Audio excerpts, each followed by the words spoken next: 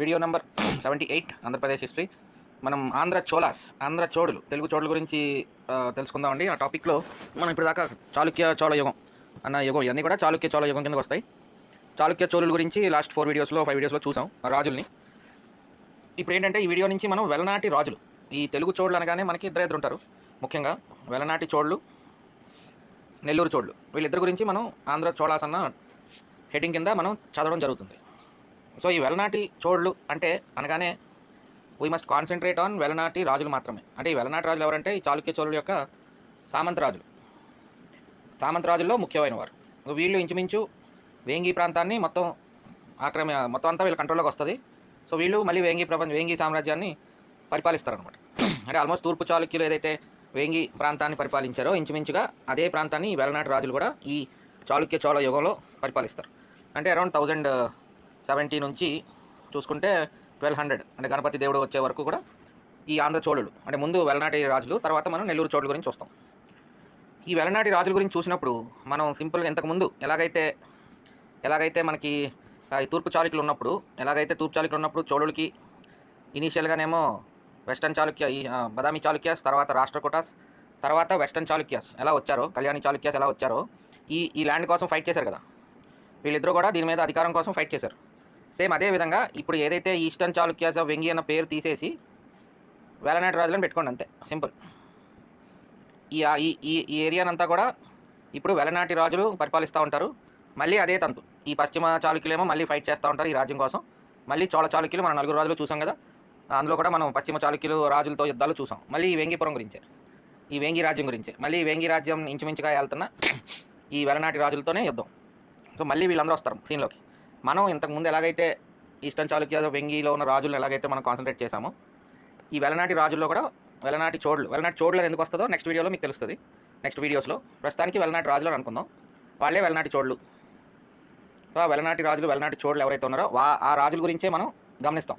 ఆ రాజుల టైంలో ఈ పశ్చిమ చాళుక్యులు వస్తారు, ఇటు మళ్ళీ చోళ చాళుక్యులు 4 రాజులు ఉన్నారు కదా, కుమార ప్రతినిధులు, వాళ్ళు కూడా ఇన్వాల్వ్ అయి ఉంటారు.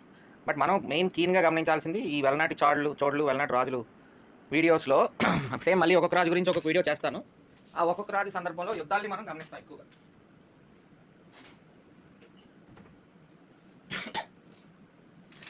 ముఖ్యంగా యుద్ధాలు, ఈ పొలిటికల్ అనగానే యుద్ధాలు చూస్తాం. యుద్ధంలో ఎక్కడైనా ఈ వెలనాటి రాజులు జయించారని కానీ, లేకపోతే ఓడిపోయారని కానీ, ఎక్కడైనా ఏదన్నా ఈ వెలనాటి రాజులు సామంతుల మీద యుద్ధాలు కానీ, అలాగే మెయిన్ కాన్సన్ట్రేషన్ అంతా కూడా మనకి వెలనాటి రాజులు వాళ్ళ యుద్ధాలు మాత్రమే కాన్సన్ట్రేట్ చేస్తాం. పశ్చిమ చాళుక్యుల గురించి, ఈ చోళ చాళుక్యుల కుమార రాజ ప్రతినిధుల గురించి క్లబ్ చేసుకున్నామంటే you will not understand this dry area. ఇదొక డ్రై ఏరియా. ఈ ఆంధ్ర చోళులు అనేది మనకి గ్రూప్ 2 సిలబస్ ప్రకారం ఒక డ్రై ఏరియా. అంటే నోట్లో తడి ఎండిపోతూ ఉంటుంది అనమాట ఇది చదివేటప్పుడు. వీ డోంట్ ఫీల్ దట్, ఆ చరిత్ర చదువుతున్న ఫీలింగ్ అంత తొందరగా కలగదు. బట్ స్టిల్ మనకి ఇంపార్టెంట్ క్వశ్చన్స్ వచ్చే ఏరియా ఇది. అంటే ఇప్పుడు దాకా అయితే తక్కువ క్వశ్చన్స్ వచ్చినాయి, కానీ మేబీ అన్ఎక్స్పెక్టెడ్.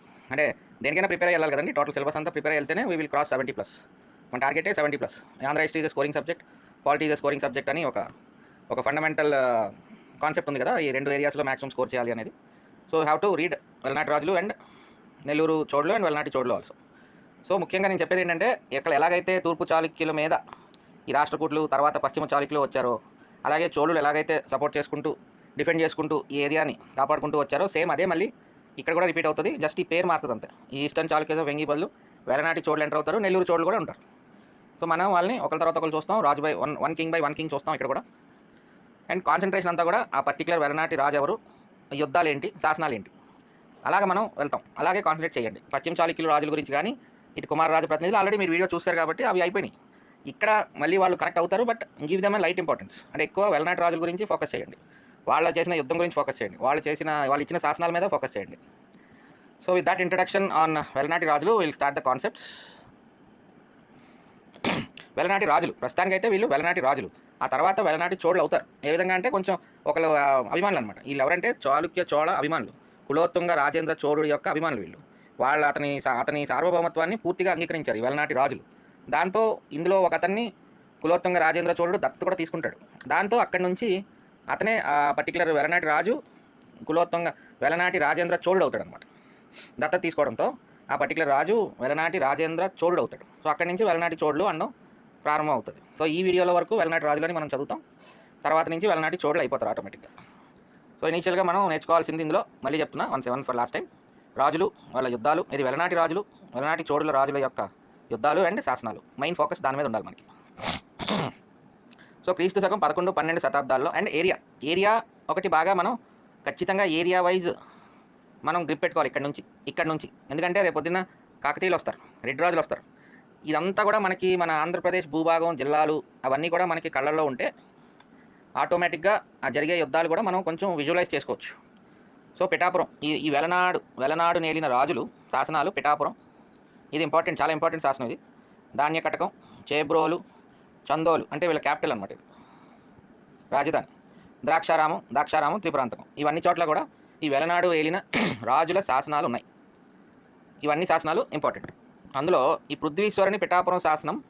పృథ్వీశ్వరుడు అంటే ఎవరంటే లాస్ట్ వెలనాడు కింగ్ అనమాట, లాస్ట్ రాజు ఇతను. సో ఆటోమేటిక్గా ఇతను ఇచ్చిన పిఠాపురం శాసనంలో ఈ వంశాన్ని గురించి వివరాలు చాలా లభిస్తాయి కదా, ఎందుకంటే చివరి రాజు కాబట్టి.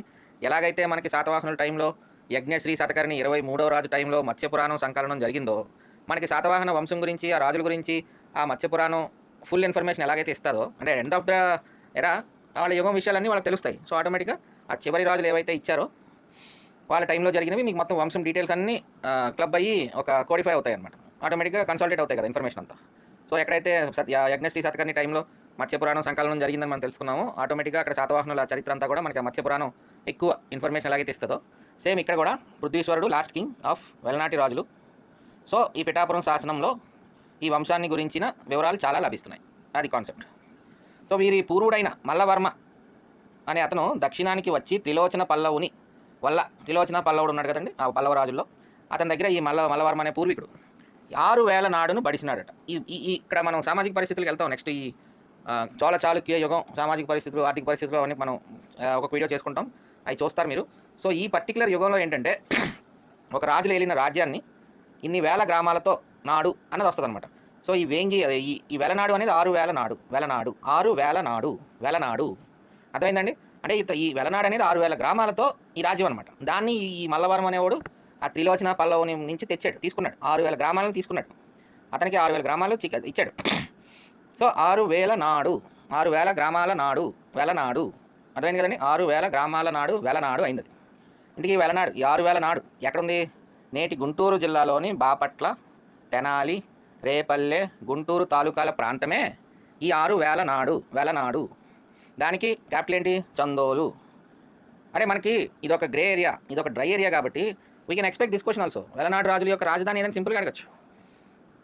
పోనీ చందోలు అని ఇవ్వకుండా ధనదొరపురం అని ఇవ్వచ్చు, లేదా సనదుప్రోలు అని ఇవ్వచ్చు, లేదా చందవోలు అని ఇవ్వచ్చు. ఇప్పుడు మీకు మీరే టెస్ట్ చేసుకోండి. మీరు ఆంధ్ర హిస్టరీ ఇంకా చదవలేదు.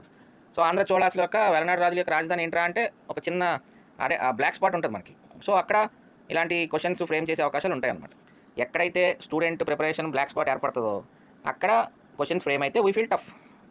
అంతే టఫెస్ట్ క్వశ్చన్ అంటే మనం చదువుతూ ఉంటాం, మధ్యలో ఎక్కడో చోట బ్లాక్ స్పాట్స్ రైజ్ అవుతూ ఉంటాయి.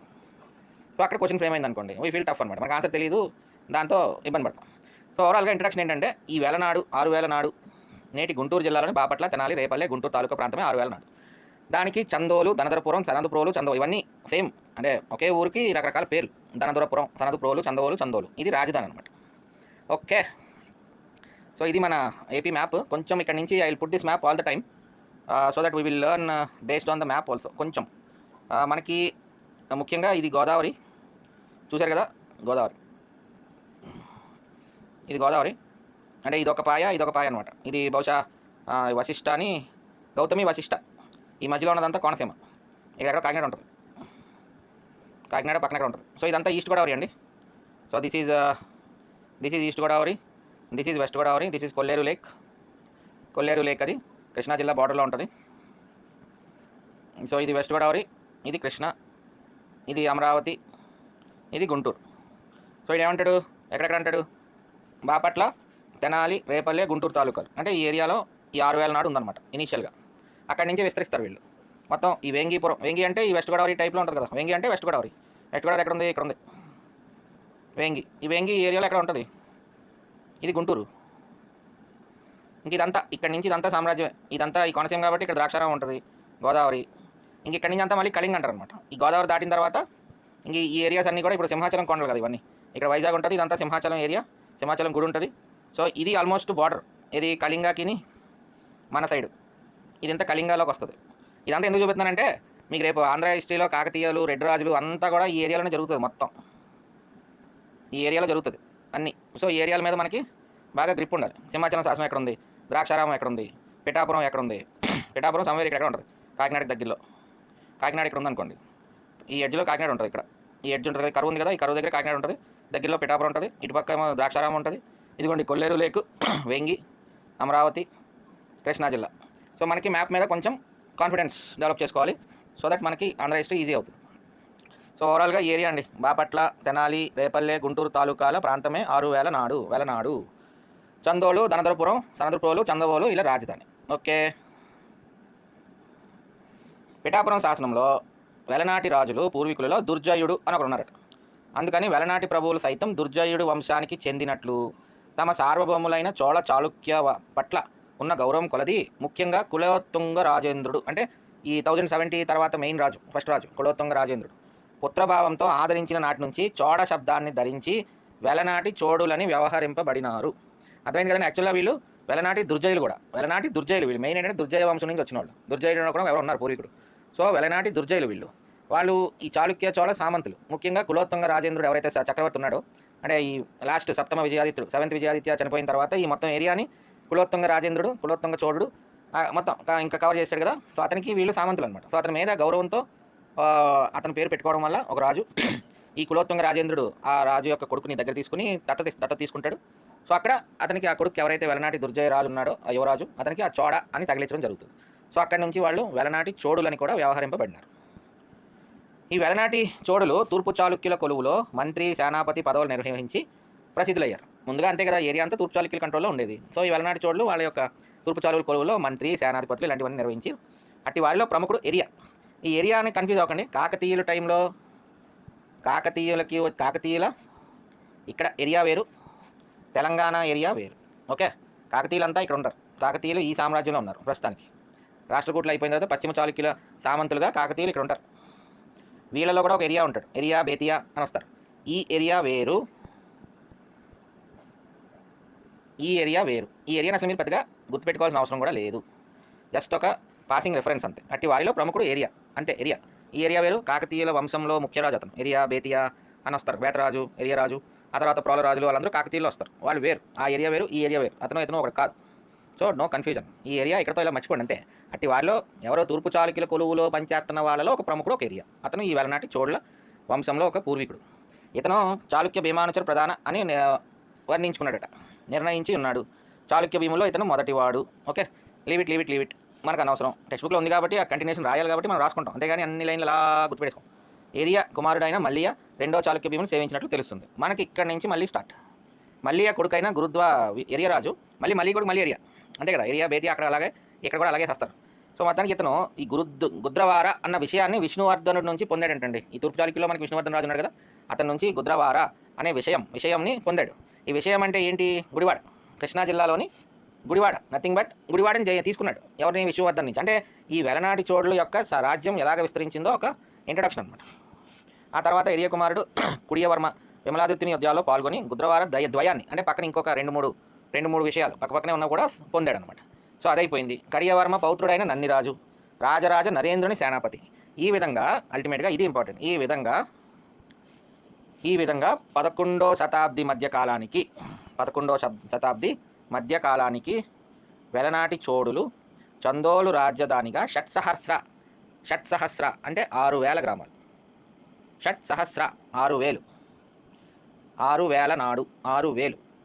షట్ అంటే 6 కదా, గుద్రవార విషయ పాలకులైనారు. సో ఓవరాల్గా వీళ్ళు అలాగా ఈ షట్సహస్ర, గుద్రవార అంటే గుడివాడ, ఈ విషయాలన్నిటికీ ఈ వెలనాటి చోడులు పాలకులు అయ్యారనమాట. 11వ శతాబ్ది నాటికి. తర్వాత రాజరాజ నరేంద్రుడు మరణించిన అనంతరం వెలనాటి చోడులు కులోత్తుంగ రాజేంద్ర చోడునకు వెన్నండుగా నిలిచి అతని అభిమానం సంపాదించారు. రాజరాజ నరేంద్రుడు చనిపోయిన తర్వాత నెక్స్ట్ సప్తమ విజయాదిత్యుడు తర్వాత మనకి ఆల్మోస్ట్ ఇంకా ఆ eastern Chalukyas Vengi dynasty close అయిపోయి ఈ కులోత్తుంగ రాజేంద్ర చోళుడు మొదటి సార్వభౌముడిగా ఈ చాళుక్య చోళ రాజ్యాన్ని సమస్తం సార్వభౌమాధికారం తీసుకుంటాడు. సో అతనికి ఈ వెలనాటి చోడులు సామంతులుగా వెన్నండిగా ఉన్నారు, ఫుల్ రెస్పెక్ట్స్. వేంగిలో నియుక్తులైన కుమార రాజప్రతినిధులు అయ్యారు కదా, లాస్ట్ మనం 4 వీడియోస్లో చూసాం కదండి. ఉమ్మడి చోడుడు, వీర చోడుడు, వాళ్ళకు కూడా వీళ్ళు పరిపాలనా భారం వహించారు. చివరికి నన్నిరాజు పౌత్రుడైన వేదుడు వీళ్ళందరూ జస్ట్ ఇంట్రడక్టరీ కింగ్స్ అనమాట. మీరు ఎక్కువ కాన్సెప్ట్ చేయాల్సిన నెక్స్ట్ వీడియో స్టార్ట్ అవుతాయి. అతను ఆ రాజుల నుంచి మీరు ఆ రాజులు యుద్ధాలు అన్నీ చూసుకోవచ్చు. ఇక్కడ ఏంటంటే ముఖ్యంగా రాజ్యం వీళ్ళకి మొత్తం ఆ ఏరియా అంతా ఎలాగ వీళ్ళకి సంక్రమించింది అనేది ఒక introductory video to understand. So వేదుడు అనేవాడు వేంగిపై జరిగిన పశ్చిమ చాళుక్యుల దండయాత్రలో వీర చోడునకు సాయం చేసి 2 ఏరుల నడిమి విషయములు అంటే గౌతమి వశిష్ఠల అంతర్వేది నాకు అధిపతి అయినాడు. వెలనాటి చోడుల ఆధిపత్యం గోదావరి ముఖద్వారంలో నెలకొంది. చూపించాను కదా ఇందాక 2 ఏరుల నడిమి అంటే ఇదనమాట. 2 ఏరుల నడిమి అంటే గౌతమి వశిష్ఠ.